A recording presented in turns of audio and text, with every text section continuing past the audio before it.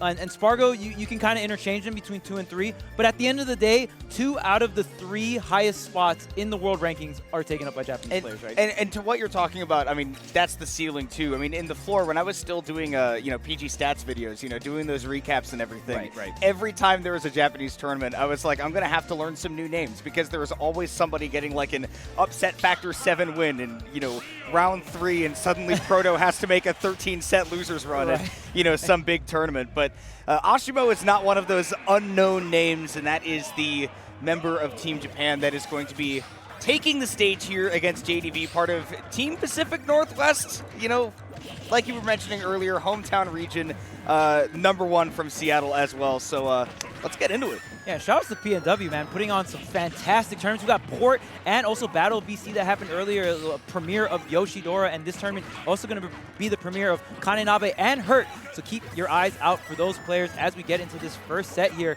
Already, a lot of damage, just kind of trading back and forth here. No one getting too much momentum, maybe just feeling each other out. I mean, I think that's what you see at the top level as well, is that things are going to start off pretty slow.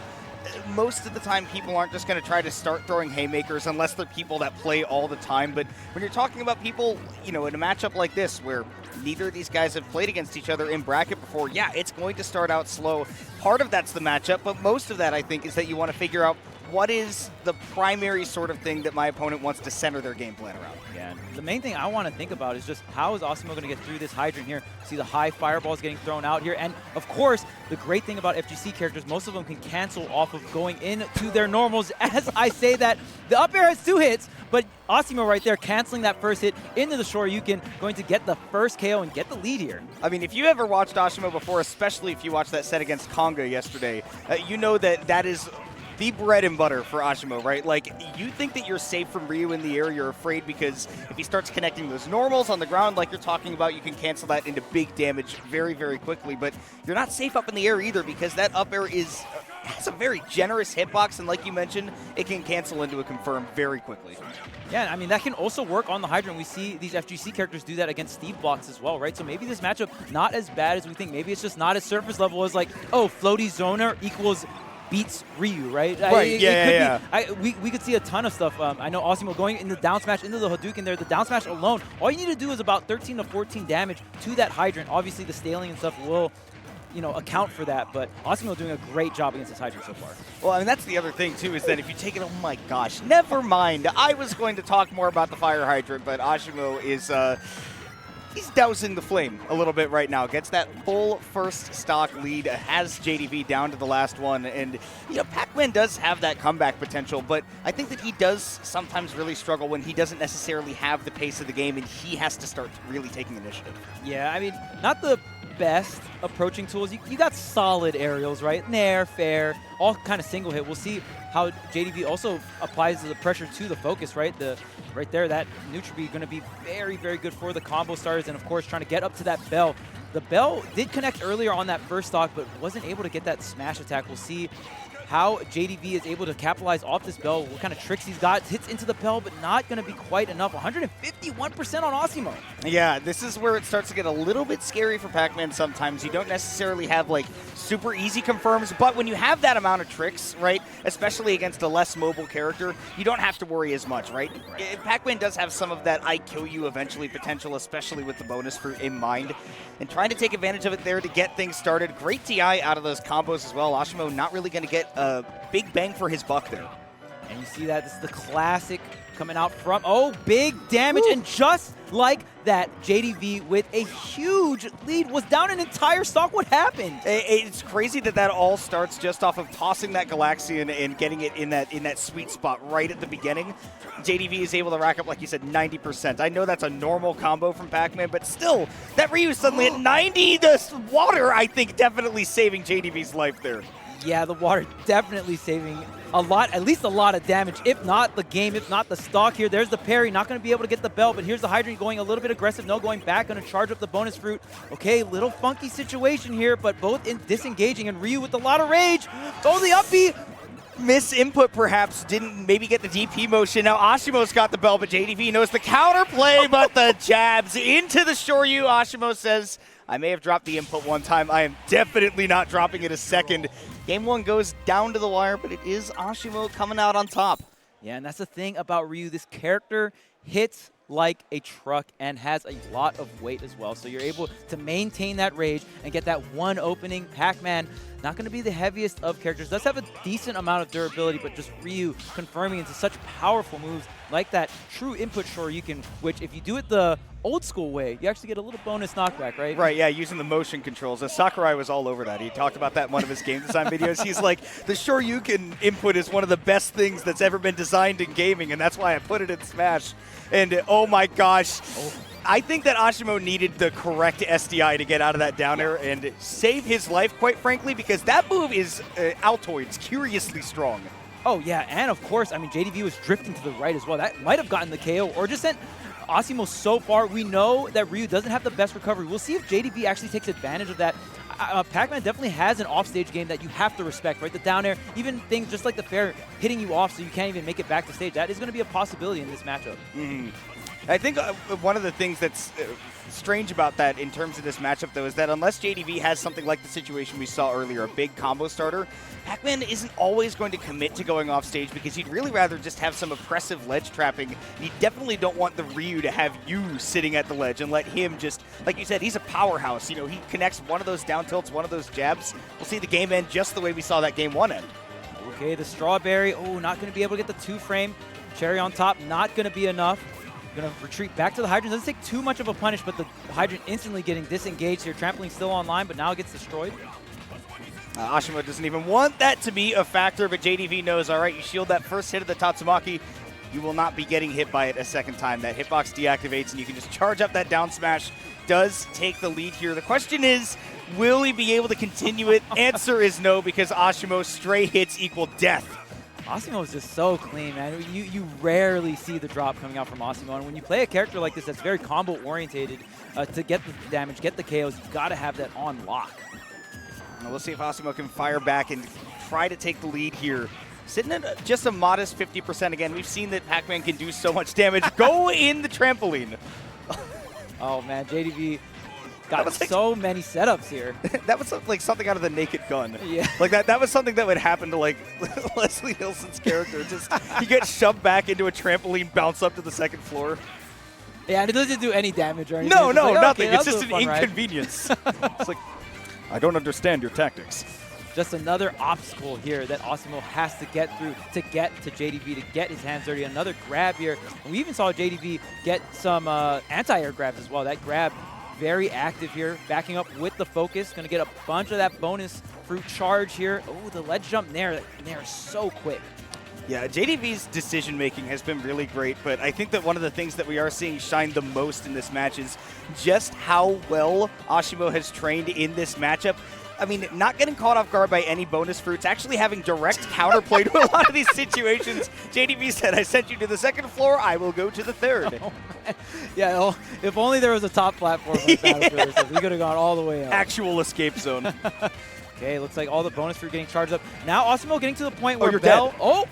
Wow, goes into the fireball there. Maybe not enough damage. Asimo just wanted to tack on a little bit more, but there was the max rage online, right? Yeah, like with that amount of rage, I would expect Ryu to be able to take the KO. Great DI by Asimo, but yeah, just maybe not able to find a connection. There we've seen Asimo do that a couple of times already. Catch that bell coming off of ledge, has the timing. I think the real question next time that situation happens is whether JDV is going to have the counterplay ready. Maybe a back air in that situation where Asimo goes to catch the bell. Way. Oh my goodness. That back air almost did it. Oh, the apple? Okay, not going to be enough. Not going to go high here. Asimo gets the ledge trump, tries to get the back air corner pressure, but that is going to be enough. With the Tatsu confirmed there, you don't have a lot of space. Maybe center stage or the right side of stage, you would have had a little bit more room to DI there, but JDV still not going to be able to get the stock. Finally, the apple connect. I'm surprised we didn't see JDV go for some of the keys. I know when you have the bell, you can get those really early-ish KOs at around like maybe 100, 130, right? But when Asimo's at around 150, 160, the key will definitely do the trick here. Yeah, but you would think so. I mean, again, even though Ryu's a really heavy character, and that's one of the things that I think has been giving JDV a lot of struggle is that Asimo's defense has been so good, it's been really hard to find the openings that are going to open up those kills. And to that extent, I mean, the reason... Oh, the focus to break the combo. That's a frame one option and just making sure you're not getting multi-hit. What's going on right now? Once again, Asimo just the most brilliant Pac-Man counterplay. Like, he asked T for the scrolls, and he got all of the 10 commandments. Maybe the 11th one, too, the DLC one. Yeah, the DLC 10 commandments. God dropped a new one on us. Oh, JD committing to the jabs, though, able to fight out of the corner. But once again, we see here Asimo, 129%, loads of rage. The question is going to be, can JDV find a KO? Drops the bell, and the forward smash does connect. And the PNW crowd gives a hearty woo! Man, and that game, I was just like, please don't have another situation where Asimo gets to 200%. Right. Because like you pointed out, you think that Asimo's strength when you watch him is the offense, right? Just whenever he gets a conversion, he's so clean, he converts into those KOs time and time again. But how many times did he live past 150, right? Like you said, the defense is what gives Asimo's those chances to get the offense going. And again, being from the region of Japan, they are known for their defensive play. So Asimo has to be able to have that defense through all these zoners and be able to get into those situations where he can find those combos, right? And that's what's impressive about the defensive play, is that it's not that it's defensive play that's taking control of the pace of the match or anything. I mean, a lot of this is so responsive to what JDV is doing, because it's hard to control the pace of a match as Ryu against Pac-Man. Like, he's the one that's going to be setting the tempo most of the time. Ryu's going to be the responder. I know that Sejam talks about this all the time, and he's talking about formulating game plans, but I think Asimo has recognized, right, that, okay, if I'm going to be the responder in this matchup, I need to be able to stay alive for a very long time, and I need to play the counterplay against stuff like the bonus fruits and the fire hydrants perfectly, and thus far he pretty much has. Okay, so here it is, the forward air just tacking on a bit of damage here. One Hollow Bastion, great counter pick coming out from JDV. So, I mean, a lot for these zoners, right? Center stage is so powerful on stages with a platform right at the center. Smashville, Hollow Bastion, you're just able to set up and really force your opponent underneath the platform, because you can't do aerials and fall through the platform. You have to wait till you go through the platform. Oh, but that back air, another really early KO. And a lot of the times, I mean, last game we saw JDV with the lead. Now this time Asimo with the lead here. And that's going to be so important against zoners, right? Whoever gets that early lead can really just, you don't really have to approach now. If you're Asimo, you can kind of sit back. I mean, that's exactly what we saw in the first game, right? Is that Asimo got out to the early lead. And I think one of us mentioned it. I don't actually remember who it was because my memory is terrible. But one of us mentioned the fact that, like, JDV was playing from behind. And it's kind of tough to do that as Pac-Man. But JDV finding that forward smash right there, playing around the hydrants, and definitely, right, the game plan started off simple, you know, started off a little bit slower between these two players, but now they're really starting to mix in a lot of different elements of their gameplay on both ends. Yeah, and we saw Asimo actually go for that down smash, which has been so good against the hydrant, but we saw JDV instantly get the stock, that first stock, with the forward smash of his own to counterplay, because the only thing you can do after that is attack with a special move, right? So JDV's like, hey, if you're going to go for these down smashers on hydrant, they're not going to be free every single time. You can't just disarm my hydrant, throw a Hadouken, and make it your turn. I also can just throw my forward smash and hit you for it. And you're you know, whatever comes after, whatever that special move is, it's not beating Inky or Blinky. Yeah, I mean, it's one of the two. One of them. I know it's not Pinky, and I know it's not Clyde. And I know that second stock is no longer available to JDV, because, once again, Asimo, right, you just connect one of those normals at that 100+% and you're gone. But so, too, is Asimo's second stock. It is dead even going into the turning point of the middle of the set. Tied up 1-1 in Game 3. This is a very pivotal game to win. Yeah, and you already know, it's Port Priority 8. We're in top 128, so you expect it to be best of 5, but this entire tournament has been best of 5, and this entire tournament has just had banger after banger. We're going to open up with one, too.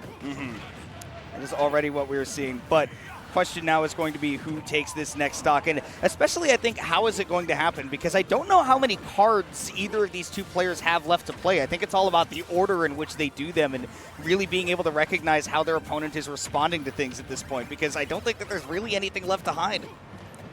Beautiful air dodge here, and yeah, especially coming into this last stock, Game 3, a very pivotal game when it comes to momentum, right? You're going to have that counter pick going into Game 5 if it does go into that Game 5, and we already see the counter picks being very important. Goes for the shield break there because not far enough for the conversion, the Tatsu, but the push off from the Hydra going to reset neutral here. No, JDV actually swings his way back on the stage. Does not want to commit to charging up that bonus fruit either, wants to keep that ledge trap going at all costs, but now, like you're talking about, that center platform with the with the hydrant as well, right? JDV's able to sit behind all of that to keep things alive here, but Asimo climbing in that percent. It only takes a stray hit, and even the cavernous blast zones of Hollow Bastion are not enough to save JDV. Asimo continues to hold on to the momentum in this set and goes up 2-1. Yeah, and most Pac-Man players, after throwing down that hydrant, kind of feeling a little safe to go for a charge on the bonus fruit there. Asimo catching JDV sleeping on the option of the back here. We saw the call out with the full hop roar there.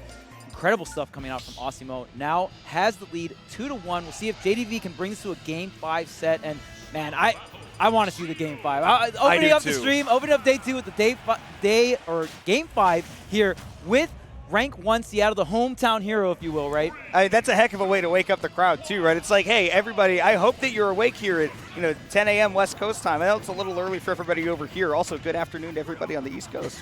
But, if everybody in the crowd can start saying, oh, hey, like literally first match of the day, and our guy is taking Asimo to the brink, that would be great. But for right now, Game 4 is going to small battlefield. JDV maybe looking to scrap or maybe to sort of even take more control of the game, force Asimo to commit in more particular situations, especially given that that's exactly how that last game ended. Asimo picking up on a jump habit right there from JDV. Maybe JDV is going to be able to kind of do the same on a smaller venue. Yeah, and I mean, we saw Hollow Bastion, very strong stage for these zoner types, right? But JDV opting to leave Hollow Bastion and come here to small battlefield.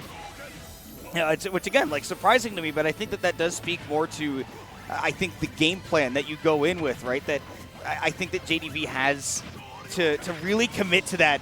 Asimo, though, committing to that Shoryuken without getting the proper hit confirmed. Once again, reading the jump behind that fire hydrant. So that's something that I think we're going to see a little bit more over the course of this set. Does finally commit to that Shoryu off of the hit confirm. 2 stocks apiece. Ooh, the grab, no, goes for the jab there. And I like the way Asimo even set that situation up. Goes into the ledge trump. JDV does a great job reacting to the ledge trump. Goes for normal get up, but Asimo just follows right behind. Forces that close-up scenario right by the ledge. And guess what? You got the auto turnaround with these FGC characters. So it doesn't matter what side, Asimo is able to get the confirm. Press a button, it's going to go in the right direction, more or less.